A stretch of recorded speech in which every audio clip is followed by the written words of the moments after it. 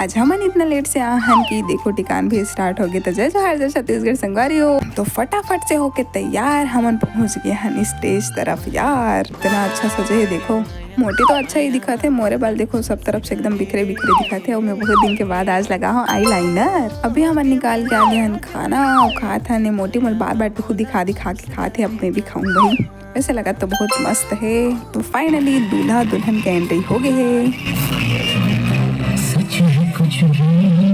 अभी सर में स्टेज थोड़ा खाली लगा था, हमन भी अपन गिफ्ट देता ना, थोड़ा फोटो शोटो क्लिक करवाएंगे। बधाई दे के बाद हमन देहा अपन फ्रेंड मन ला गिफ्ट। और गिफ्ट बहुत ज्यादा पसंद है इसे मन ला। इन्होंने बोलती कि दो साथ फोटो खिंचाना है, तो मैं तो ऑब्वियस सी बात है रेडी ही हूँ। माड़िक बाहर जैसे डांस कर रहा था देख के और हंसी ही नहीं रुकत भाई।